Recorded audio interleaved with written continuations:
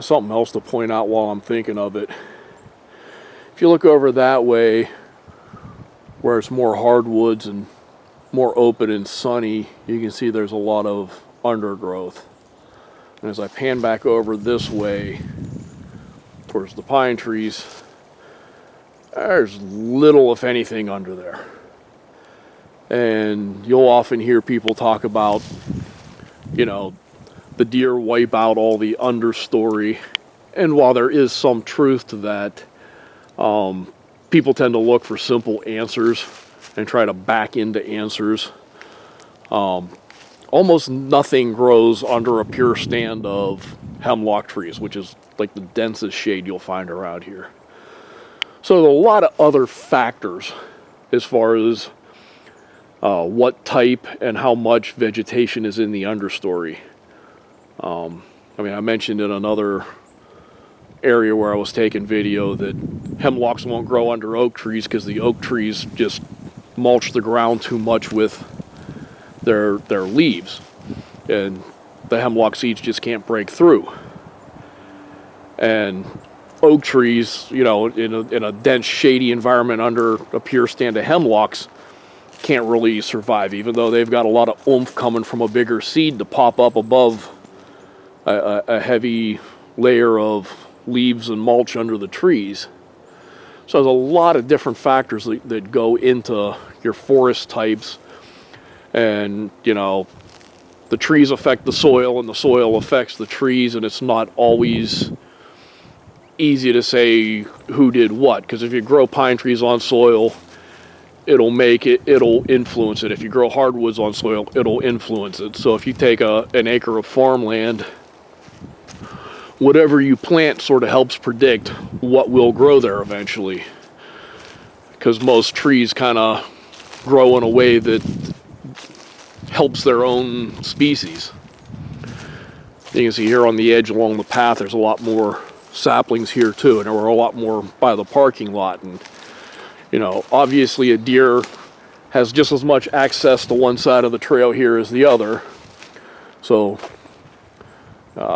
you know, deer eating stuff is not the reason for the difference in the undergrowth here.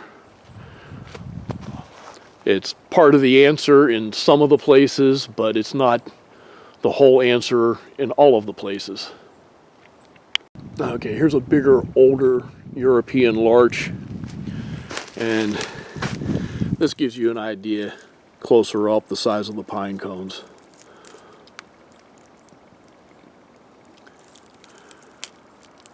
Like I said, the native species are much smaller than this.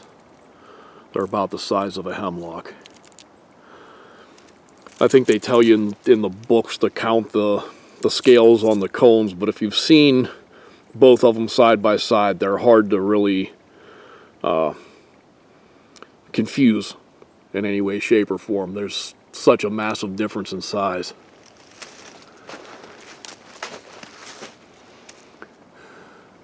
Then over there with the whitish bark, that would be an aspen tree, and it gets kind of grayer towards the bottom fast enough. My hunch would be that that's a bigtooth rather than a quaking aspen. My experience, they look very much alike in winter, but the branches are finer on a quaking aspen, and they tend to be smoother towards the bottom, or where they're thicker. They change to a rougher bark quicker. And we're still kind of on the edge of mostly hardwoods on one side and mostly the pines on the other. And it's hard to tell this time of year, but these things that have the dead leaves still kind of clinging to them, those are actually a type of blueberry. Not sure if they're low bush blueberry or some related species, but I just know from being here in other seasons that that's what they are. I'm not sure what happened to him, but he's obviously dead. these really short, there's my hand for kind of comparison, short, curvy cones would be a jack pine. They got needles and bundles of 2, and they're also planted a lot on strip mine areas. Not sure what happened to this guy. They're native farther north. They're not native to Pennsylvania. They are native New York State, the northern part of Michigan, up in New England, in Canada. They plant them. There's a lot of them growing north of Harrisburg in the game lands over there. Not sure what happened to them. I'll see if I can find a live one for comparison. And once again, this stuff down here, there's no leaves on this, but I just know from being here in other seasons, the little scrubby bush here is a blueberry of some sort. There's another branch full of those cones for the European larch. So, shows you the size of them. These are a little bit bigger. The other ones, these are more what I'm used to seeing on them. The other ones were a little on the small side, but still they're always much larger than the native species would have.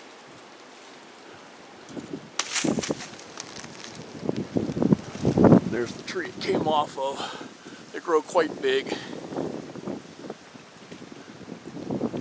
And I just want to show you, can see a lot more of the stalks with the spores on the club moss or ground pine here. Now you know, got a nice creek down there with some acid mine drainage. You can see the color change. Actually heading down there to see if I can find some sort of a sphagnum bog. I know there's some sphagnum in some of these areas here. Nice little dammed up lake over there, or pond. They stuck with natural species that are native to the area. This thing would probably recover quite differently than the way it has. You know, peatlands are kind of rare, at least in this part of the Northeast. We're in the so-called glaciated region by a good bit, but still there's not a whole lot of natural lakes. There's not a whole lot of natural peatlands in Pennsylvania, regardless of what part of Pennsylvania. And considering that strip mining kind of seems to create the right environment for that, it's a shame they don't kind of promote that whenever they're replanting these things. See if I can get down there without killing myself. A little closer look at the mine drainage. That's your classic orange. Actually, the water turns clear. The water will come out clear, then turn orange. Then the iron will precipitate out on the bottom and make that orange coating like this. And usually where it first comes out of the ground and it's clear, because you don't have, the pH is high enough, it keeps it dissolved. You don't really notice it. You just notice there's a lack of plants or animals or anything because it's so acidic. And then as the pH starts coming up, it'll turn orange and the iron will precipitate out. And a lot of times then is just as bad because it'll make a crust over everything and keep plants from growing and keep microinvertebrates and macroinvertebrates from being able to find the little nooks and crannies in the rocks, etc., that they normally would use. Also, somebody decided to bring a fridge out here apparently and dump it in the woods. I'm gonna see if I can get over there without killing myself and take another look. I just crossed on this guy. I can tell by what's left of the bark, this is a Bigtooth Aspen. So, and then we got some nice bracket fungus of some sort over here on what you can tell by the bark is the remnants of a yellow birch. And there's more of it there with more bracket fungus.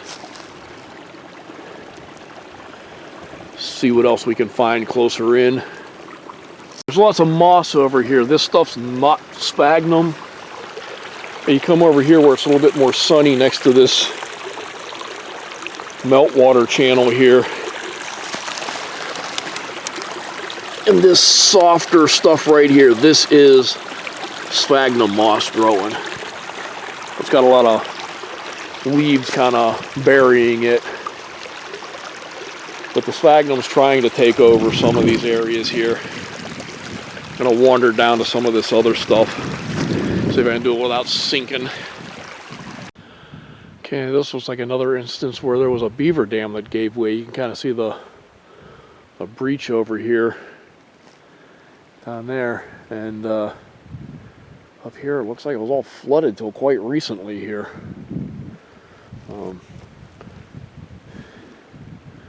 Creek's kind of cutting its way back down. Yeah, definitely a big floodplain at the very least. Usually walk upstream on this. It's kind of treacherous. You can't really tell because you're not here, but it's very muddy, but it's cold enough that there's ice. So sometimes I step in the frozen ground, gives way to a bunch of muck underneath. So yeah, you can kind of see the line of the dam there that must have been ancient. I don't remember seeing much beaver activity around here in past visits. Definitely looks like there was something pretty much following that mound over there, and then there's the part where it's breached, and then it continues on down that way. I'll wander over there, see if I can do that without killing myself, and see what else we find. Okay, you can kind of see the water used to be deeper here, I guess. But right here, here's a big hummock of sphagnum that's kind of dried out right now. It's sitting high and dry. But I was talking about there used to be a lot of peat around here. And over there, that's a birch tree with seed pods still hanging kind of low. I'll see if I can get a look at that closer up. There's some more sphagnum growing here. I'll see if I can pull up some, but the sphagnum's got its own sort of look. It's got kind of a head to it.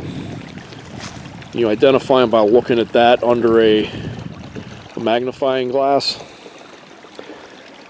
And the other thing is that it just generally tends to be soft. When it dries up, it can absorb an awful lot of water. Part of how they survive drought, I guess, is just they hold a lot of water. It takes a lot to dry them out.